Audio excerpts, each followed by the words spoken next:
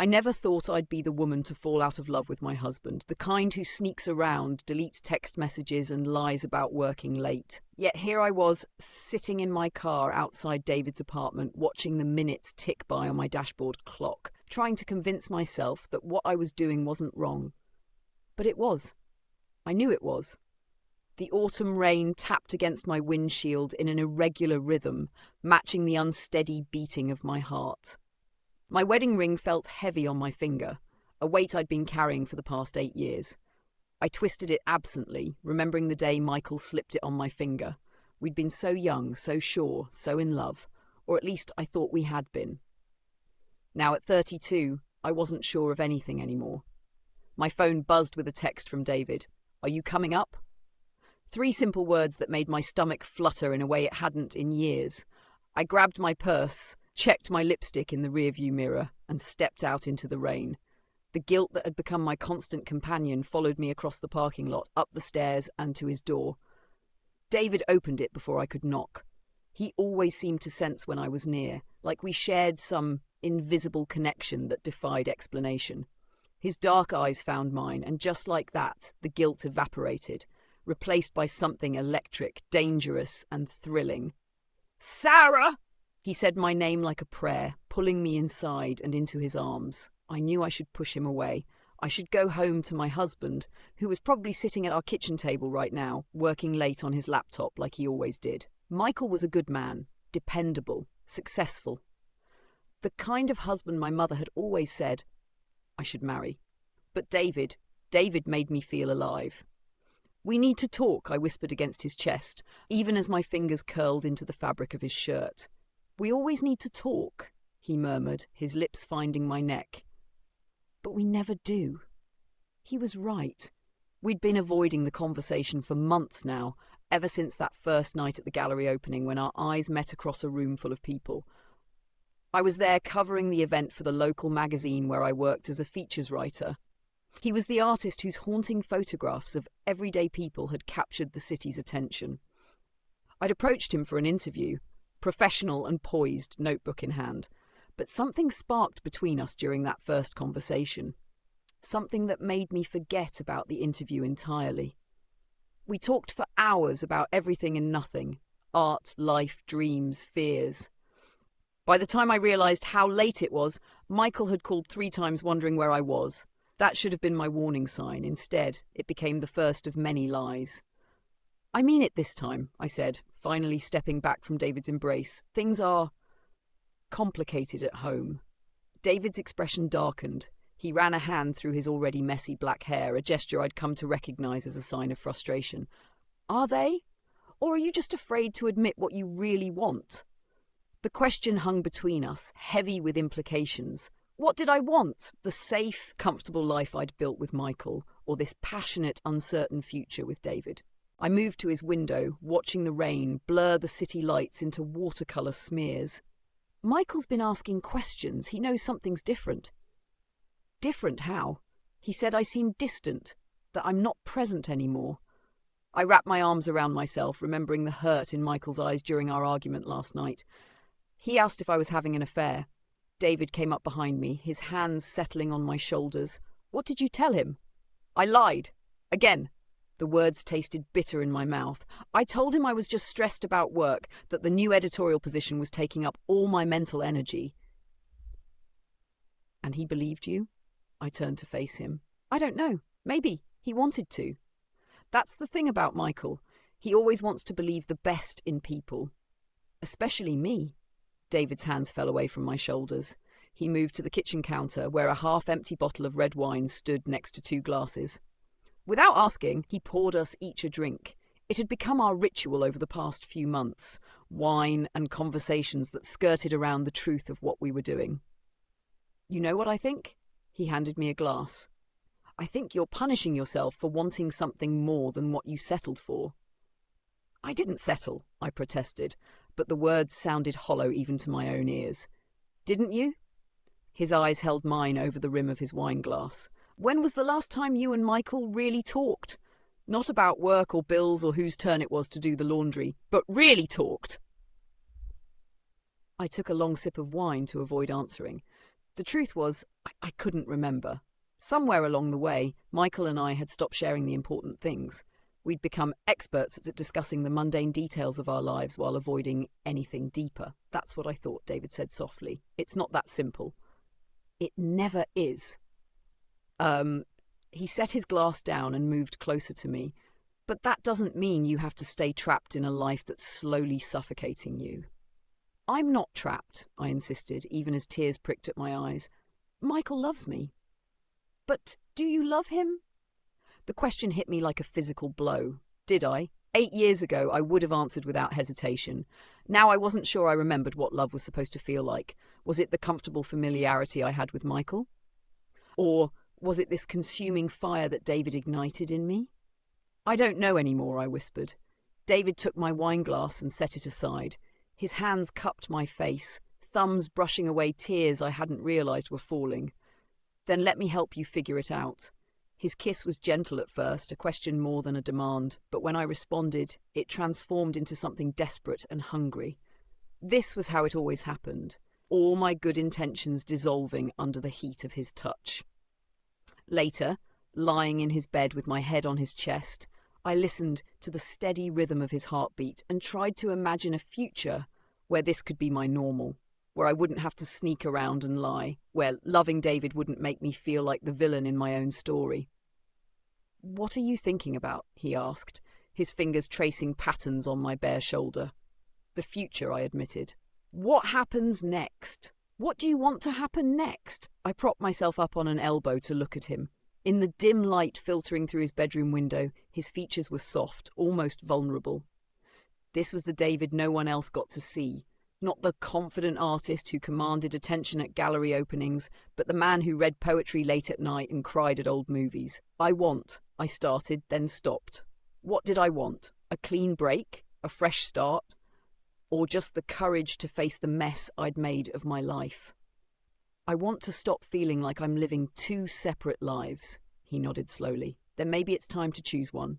It's not that easy. There's more at stake than just my feelings." "Like what?" "Like my marriage vows, for one." I sat up, pulling the sheet around me. "Like the life Michael and I built together. Like our families, our friends, our reputation in the community."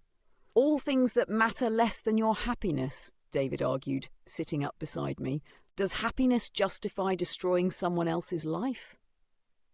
He was quiet for a long moment. "Maybe the real question is, does staying in an unhappy marriage just to avoid hurting someone justify destroying your own life?" I didn't have an answer for that. Instead, I got up and started gathering my clothes from where they'd been scattered across his floor. David watched me dress in silence, his expression unreadable. "You're leaving," he said. It wasn't a question. "I have to. Michael will be wondering where I am." "You could stay. You could call him right now and tell him the truth." My hands froze in the act of buttoning my blouse. "I'm not ready for that conversation." "Will you ever be?" I finished dressing and grabbed my purse from where I dropped it by the door. "I need time to think, to figure out how to handle this." David got up and pulled on his jeans. "You've been saying that for months, Sarah. At some point, you have to make a decision." "Wait, I know." I reached for the door handle, but he caught my wrist. "Stay, please." For a moment, I wavered. It would be so easy to give in, to let myself fall back into his arms and forget about everything else. But the image of Michael waiting at home, trusting and unaware, stopped me. "I can't. Not tonight." He released my wrist and stepped back. "Then when?" "I don't know," I whispered and fled before he could say anything else. The rain had stopped by the time I got to my car, but the air was heavy with moisture. I sat behind the wheel for several minutes, trying to compose myself. My phone showed 3 missed calls from Michael. My hands shook as I dialed his number. "Hey," I said when he answered, forcing cheerfulness into my voice. "Sorry I missed your calls. The interview ran late, and you know how these artistic types can be when they get talking." "It's fine," Michael said, but something in his tone made me pause. "Will you be home soon?" "On my way now. Do you want me to pick up dinner?" "No need. I already ate." A pause. "Sarah? Yes? We need to talk when you get home." My heart stopped for a moment, then resumed beating at double speed. "About what?" "Just come home, okay?" He hung up before I could respond. I sat there, staring at my phone, wondering if this was it, if somehow he'd discovered the truth. But how could he? I'd been so careful. We'd been so careful. The drive home was a blur of streetlights and racing thoughts. I rehearsed explanations and excuses in my head, but they all sounded hollow. When I pulled into our driveway, I noticed all the lights were on in the house, unusual for Michael, who was usually conservative about electricity usage. I found him in the living room, sitting in his favourite armchair. He looked up when I entered, and the expression on his face made my blood run cold. He knew. Somehow, he knew. "Hi," I said weakly. "Hi?" He gestured to the couch. "Sit down, please." I perched on the edge of the couch, my purse clutched in my lap like a shield. "Michael, what's going on?" He picked up something from the side table, a manila envelope. "Karen saw you today." Karen, Michael's sister. My stomach dropped as I remembered passing her car on my way to David's apartment. I'd been so distracted, I hadn't even noticed if she'd seen me. "She was curious about why you were in that part of town," Michael continued, his voice eerily calm. "So she followed you, took some pictures." He tossed the envelope onto the coffee table between us. Photos spilled out. Me entering David's building, David greeting me at the door, his arms around me as he pulled me inside. "Michael, I can explain." "Can you?" He finally looked at me directly, and the pain in his eyes was worse than any anger could have been. "Can you explain why my wife is having an affair with some artist? Can you explain why you've been lying to me for months? Can you explain what happened to our marriage?" I opened my mouth, but no words came out. What could I say? Any explanation would sound like an excuse. Any justification would only cause more pain. "How long?" he asked when I remained silent. 4 months, I whispered. He nodded slowly, as if confirming something he'd already suspected. "Do you love him?" I don't know. "Do you love me?" The question brought fresh tears to my eyes. "Michael?" "It's a simple question, Sarah. Do you still love me?" "I don't know that either," I admitted. "Everything's so confused right now." He stood up abruptly, pacing to the window and back. "You know what the worst part is? I suspected something was wrong months ago, but I told myself I was being paranoid. I told myself you would never do this to me, to us. I never meant for this to happen." He laughed, but there was no humour in it. "Does anyone ever mean for it to happen? Does anyone wake up one morning and decide to destroy their marriage?" "Our marriage was already broken," I said quietly. He whirled to face me. "Was it? Or did you just stop trying? When did you give up on us, Sarah? When did I become so inadequate that you had to look elsewhere?" "It wasn't like that." I stood up, reaching for him, but he stepped back. "We stopped talking, Michael. We stopped sharing things. We became roommates instead of partners. And whose fault was that? I tried to talk to you. I tried to understand what was wrong, but you kept pulling away, kept making excuses, kept working late." His voice cracked. "Only now I know you weren't really working late, were you?" I sank back onto the couch, the weight of my deception crushing me. "I'm sorry. I'm so sorry." "Sorry you did it, or sorry you got caught?" The question hung in the air between us, heavy with accusation. I didn't know how to answer because I wasn't sure myself. Was I sorry for betraying Michael, or just sorry that I couldn't have both worlds, the safety of my marriage and the passion of my affair? "I think you should leave," Michael said finally. "What? I can't look at you right now. I can't be in the same house as you. I need time to think. Where am I supposed to go?" His laugh was bitter. "I'm sure your artist friend has room for you." The suggestion stung, even though I knew I deserved it. "Michael, please, can't we talk about this?" "Talk about what? How you've been sleeping with another man? How you've been lying to my face for months? How you've made me look like a fool?" He shook his head. "I don't want to talk. I want you to leave." I stood on shaky legs and grabbed my purse. At the doorway, I turned back. "I never meant to hurt you." "But you did," he said softly. "You destroyed everything we built together. Sarah. And for what? For some exciting fling with a man who probably has a different woman in his bed every week?" "It's not like that. David isn't—" "I don't want to hear his name," Michael cut me off. "I don't want to know anything about him. Just go." I walked out of our house, the home we'd bought together, decorated together, filled with 8 years of memories, feeling like I was in a dream. The night air was cool against my tear-stained face as I got into my car. Without thinking, I found myself driving toward David's apartment. He opened the door looking surprised. "Sarah? What's wrong?" "He knows," I said, my voice breaking. "Michael knows everything." David pulled me inside and held me while I cried, stroking my hair and murmuring soft words of comfort. When I finally calmed down enough to speak coherently, I told him everything: Karen's photos, Michael's reaction, being asked to leave. "Stay here," David said when I finished. "Stay with me." I looked up at him through swollen eyes. "Is that what you want?" "You know it is. I've wanted you here all along." "But what about your life, your freedom? Are you ready to be with someone who's going through a divorce? Someone with all this baggage?" He cupped my face in his hands. "Sarah, I love you. I have since that first night at the gallery. Whatever baggage you bring, whatever complications come with this situation, I want to face them together." His words should have comforted me, should have made me feel certain about my choice. Instead, they filled me with a new kind of panic. Was I ready to jump from one relationship straight into another? Did I even know who I was outside of being Michael's wife? "I need some time," I said, pulling away from David's embrace. "I need to figure out who I am and what I want." "What are you saying?" "I'm saying I can't stay here. Not tonight." "Not yet." I saw the hurt flash across his face and hurried to explain. "This isn't about you, David. It's about me. I've been defining myself through my relationships for so long, first as Michael's wife, now as your lover. I need to know who Sarah is on her own." He was quiet for a long moment, then nodded slowly. "Where will you go?" "My sister has a guest room. She won't ask questions, at least not tonight." "And tomorrow?" I picked up my purse from where I dropped it. "Tomorrow I start figuring out how to fix the mess I've made of my life." "Will I see you again?" The question was loaded with uncertainty and hope. I looked at him, really looked at him, and tried to imagine our future together. Could we build something real from the ashes of my marriage, or would we always be tainted by how we began? "I don't know," I answered honestly. "I need time to sort things out, to make peace with my choices and their consequences." He walked me to the door, but didn't try to stop me this time. As I reached for the handle, he said, "I'll wait for you." I turned back one last time.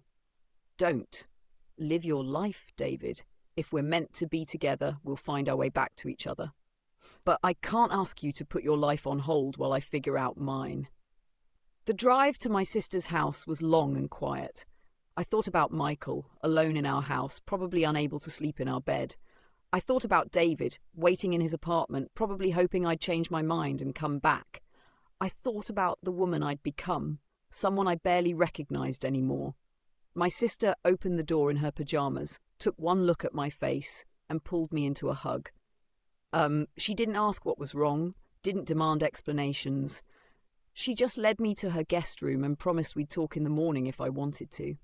Lying in the unfamiliar bed, staring at the shadows on the ceiling, I thought about love, how it can build us up or tear us down, how it can make us better or worse versions of ourselves. I thought about choices and consequences, about truth and lies, about the fine line between passion and destruction. I never thought I'd be the woman to fall out of love with my husband, but maybe that wasn't the real story. Maybe the real story was about falling out of love with the person I'd become and finding the courage to discover who I really was. Tomorrow would bring difficult conversations and hard decisions. Tomorrow I would have to face the consequences of my actions and begin the painful process of rebuilding my life. But for now, in the quiet darkness of my sister's guest room, I finally allowed myself to feel everything I'd been running from: the guilt, the grief, the fear, and somewhere underneath it all, a tiny spark of hope. Because even though I'd broken everything I thought I knew about love and marriage and happiness, I had also broken free from the cage of expectations and obligations I'd built around myself. And maybe, just maybe, that was the first step toward becoming whole again. The rain started up again outside, a gentle patter against the windows. I closed my eyes and listened to its rhythm, remembering how this whole story began with rain tapping against my car window outside David's apartment. Everything had changed since then, and everything would keep changing. The only question was, would I be brave enough to face whatever came next? As I drifted off to sleep, I realised something important. The answer to that question would determine not just my future, but the kind of person I would become. And for the first time in a long time, I was ready to find out who that person might be.